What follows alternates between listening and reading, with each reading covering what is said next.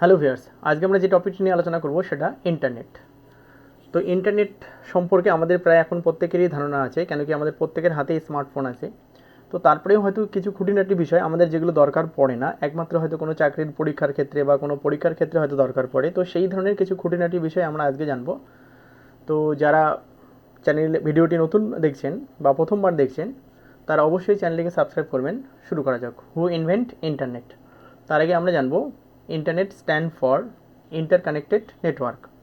এইবার দেখে নেব হু ইনভেন্ট ইন্টারনেট। না, ইন্টারনেট তৈরি করেছিল রবার্ট এলিয়ট বব কান অ্যান্ড ভিম সার্ফ। এরা দুজনে মিলে ইন্টারনেট যে কনসেপ্ট তৈরি করেছিল সেটাকে বলা হচ্ছে টিসিপি আইপি। এর ডিটেলসটা একটু দেখে নিই। Robert Elliott Bob Kahn is an American electrical engineer who along with Vint Cerf invent the transmission control protocol বা TCP and the internet protocol, যেটাকে টিসিপি আইপি বলা হচ্ছে। তাহলে দেখা যাচ্ছে দুটোতেই আপনার প্রোটোকল কথাটা আছে। তো প্রোটোকল কি সেটা একটু দেখে নিই। প্রোটোকল মানে হচ্ছে এক ধরনের রুলস, যেটা আমরা সচরাচর নিউজে শুনে থাকি যে কোনো দেশের প্রেসিডেন্ট আর কোনো প্রেসিডেন্টকে হয়তো প্রোটোকল ব্রেক করে রিসিভ করতে গেলাম। তো দেখে নিই প্রোটোকল অ্যাকচুয়ালি কী। না, এই network protocol is an established set of rules that determined how data is transmitted between different device in the same network. তাহলে একই নেটওয়ার্কের মধ্যে যে বিভিন্ন ডিভাইস আছে সেই ডিভাইসগুলোর মধ্যে ডেটা কীভাবে ট্রান্সমিট করতে হবে, দ্যাট ইজ প্রোটোকল। এবার আমরা জানবো what is internet. Internet actually কী না, অ্যাকচুয়ালি ইন্টারনেট হচ্ছে একটা গ্লোবাল নেটওয়ার্ক। তো আমরা জানবো internet is a global computer network, যেটা providing a variety of information, বিভিন্ন ধরনের তথ্য আমাদেরকে প্রোভাইড করে, অ্যান্ড কমিউনিকেশন ফ্যাসিলিটিস। তাহলে আমরা বিভিন্ন তথ্য যেমন পাই তেমন কমিউনিকেশন ফ্যাসিলিটিসও পাই। এটা কীভাবে গঠিত হয়? Consisting of interconnected network using standardise communication protocol. তাহলে এই যে নেটওয়ার্কটা গঠিত হচ্ছে এটা কিন্তু একটা স্ট্যান্ডার্ডাইজ কমিউনিকেশন প্রোটোকল অনুযায়ী হচ্ছে। যেমন আমরা যারা কোনো ওয়েবসাইট ওপেন করি, তো ফার্স্ট কোনো একটা ওয়েব ব্রাউজার ওপেন করে আমাকে অ্যাড্রেস লিখতে হচ্ছে প্রথমে HTTPS মানে হাইপার টেক্সট ট্রান্সফার প্রোটোকল, তারপরে WWW মানে ওয়ার্ল্ড ওয়াইড ওয়েব, তারপরে হয়তো ওয়েবসাইটের নাম, তারপরে ডোমেন নেম দিচ্ছি।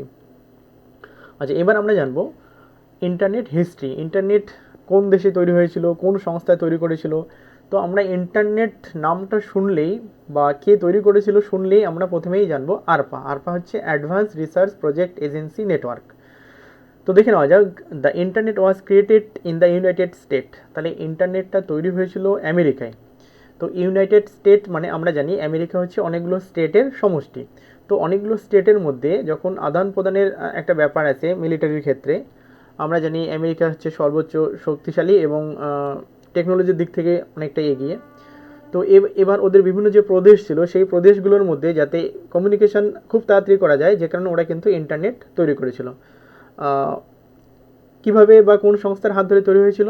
The internet was created in the United State by the United States Department of Defense. United স্টেটের যে ডিপার্টমেন্ট অফ ডিফেন্স আছে তার আন্ডারে যে সংস্থা অ্যাডভান্স রিসার্চ প্রজেক্ট এজেন্সি, এরা কিন্তু ইন্টারনেট তৈরি করেছিল।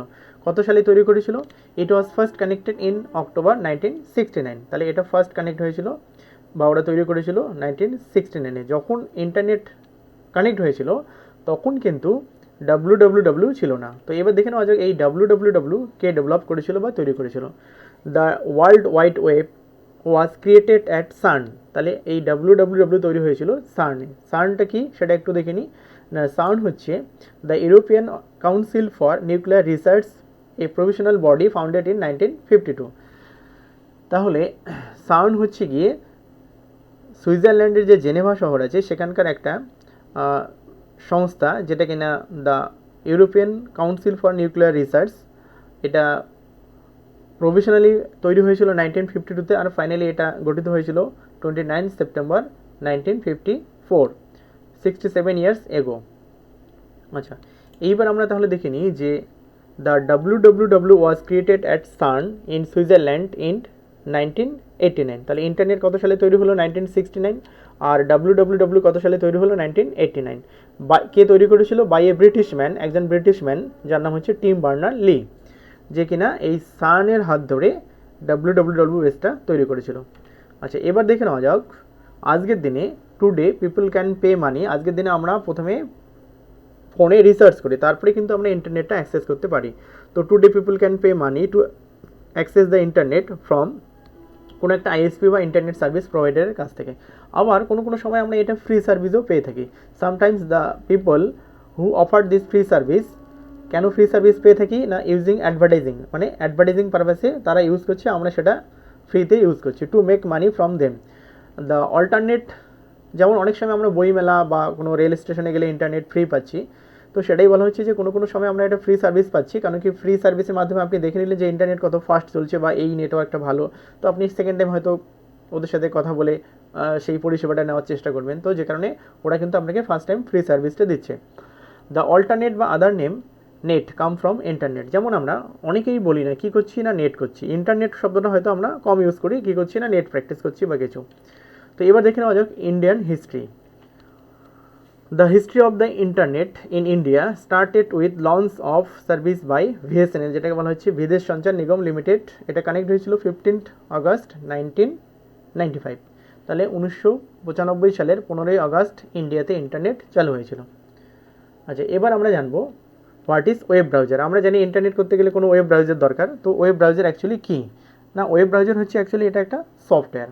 তো আমরা জানবো a web browser is a software application for, যেটা ইউজ করা হচ্ছে রিট্রিভ মানে কোনো জিনিসকে বারবার দেখা, প্রেজেন্ট করছে আমাদের স্ক্রিনে, অ্যান্ড ট্রাভার্সিং মানে এই প্রেজেন্টেশন কীভাবে হয় আমরা দেখবো। আমরা যখন কোনো ওয়েবসাইট লিখে এন্টার মারি তো দেখবো বাদিকে ঘুরতে ঘুরতে ঘুরতে ঘুরতে আপনার পেজটা লোড হয়, তো সেটাকে বলা হচ্ছে traversing information resource on the World Wide web.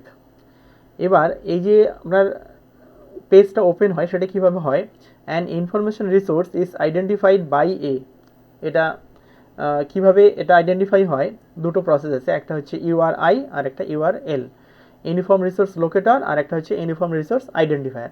তো আমরা অনেকেই ইউআরএল জানি, কিন্তু ইউআরআইও আছে। ইউআরআই হচ্ছে uniform resource identifier, and may B A web page, এটা আমরা কোনো ওয়েব পেজও হতে পারে বা কোনো ইমেজ হতে পারে যেটাকে আমরা অ্যাক্সেস করছি, বা কোনো ভিডিও হতে পারে, আদার পিসেস অফ কন্টেন্টস। তাহলে কি বলা হলো যে ওয়েব ব্রাউজার হচ্ছে একটা সফটওয়্যার অ্যাপ্লিকেশন যার মাধ্যমে আমরা কোনো ওয়েব পেজ বা কোনো ভিডিও বা কোনো আদার পিসেস অফ কন্টেন্টস অ্যাক্সেস করতে পারি। এইবার দেখে নেওয়া যাক মোস্ট পপুলার যে ওয়েব ব্রাউজার আছে তার দু চারটে আমরা নাম দেখে নিই, ফিউ ওয়েব ব্রাউজার। তো ফার্স্ট যে ওয়েব ব্রাউজার সেটা হচ্ছে গিয়ে দেখুন ইন্টারনেট এক্সপ্লোরার, যেটা রিলিজ হয়েছিল 1995-এ। তাহলে আমরা দেখে নিলাম ইন্টারনেট ইন্ডিয়াতে চালু হয়েছিল 1995-এ, ঠিক ওই সময় ইন্টারনেট এক্সপ্লোরার ছিল। আজকের দিনে কিন্তু আমরা ইন্টারনেট এক্সপ্লোরারের নাম প্রায় ভুলে গেছি, কারণ হচ্ছে এতে সুবিধা খুব কম, বরং গুগল ক্রোমে এর থেকে অনেক বেশি সুবিধা এবং খুব ফাস্ট অ্যাক্সেস করতে পারি আমরা। তো এরপর দেখে নেবো গুগল ক্রোম, যেটা কিনা 2008 সালে রিলিজ হয়েছিল। এটা যেহেতু খুব মানে ইজিলি আমরা অ্যাক্সেস করতে পারি এবং এর স্পিড অনেক বেশি বলে এটা আমরা সবাই জানি। নেক্সট ওয়েব ব্রাউজার হচ্ছে আমরা জানবো মোজিলা ফায়ারফক্স, যেটা রিলিজ হয়েছিল 2004-এ। তারপরে আছে এখানে সাফারি, অনেক আছে, তো আমরা এখানে 4-5টা দেখে নিই। সাফারি হচ্ছে গিয়ে 2003, অপেরা মিনি 2005।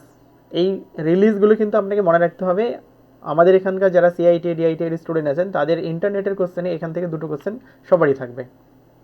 নেক্সট, এবার আমরা দেখব what is web page. Web page actually কী না, আপনি পেজ শব্দটা পাচ্ছেন, পেজ মানে আমরা জানি বইয়ের পেজ হয়, তো এক্ষেত্রে পেজ মানে হচ্ছে দেখে নেব a web page or web page, আপনি স্পেস দিয়েও লিখতে পারেন বা একসাথেও লিখতে পারেন। এই যে ডকুমেন্ট, একটা ডকুমেন্ট কমনলি রিটেন ইন, এই ডকুমেন্টসটা লেখা হয় বেসিক্যালি HTML বা হাইপারটেক্সট মার্কআপ ল্যাঙ্গুয়েজের মাধ্যমে। দ্যাট ইজ ভিউ, যেটা কিনা ভিউ হয় ইন অ্যান ইন্টারনেট ব্রাউজার, কোনো একটা ওয়েব ব্রাউজারে কিন্তু এটা ভিউ হয় ওয়েব পেজটা। এবার আমরা জানবো ওয়েবসাইট কাকে বলে, হোয়াট ইজ ওয়েবসাইট। না, ওয়েবসাইট হচ্ছে গিয়ে দেখে নেবো এই website is a collection of web page, তাহলে অনেকগুলো ওয়েব পেজের কালেকশন হচ্ছে একটা ওয়েবসাইট। অ্যান্ড রিলেটেড, যেটা কিনা রিলেট করে কি না কন্টেন্টগুলো, that is identified by a common domain name and published on at least one web server. Example হিসেবে আমরা গুগল, ফেসবুক, অ্যামাজন এটা লিখেছি। ঠিক আছে, তো এবার দেখে নেওয়া যাক মোস্ট পপুলার যে ওয়েবসাইটগুলো হয়, যেমন আমরা সবাই জানি Google, Facebook, YouTube, Yahoo, Amazon, Wikipedia.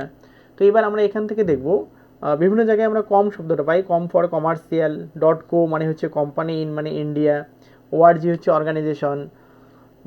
তারপরে তাহলে কী বলছে না, যদি কোথাও com stand for, com for commercial, co মানে company, in for India, AC মানে একাডেমিক, PK মানে পাকিস্তান, ORG মানে অর্গানাইজেশন।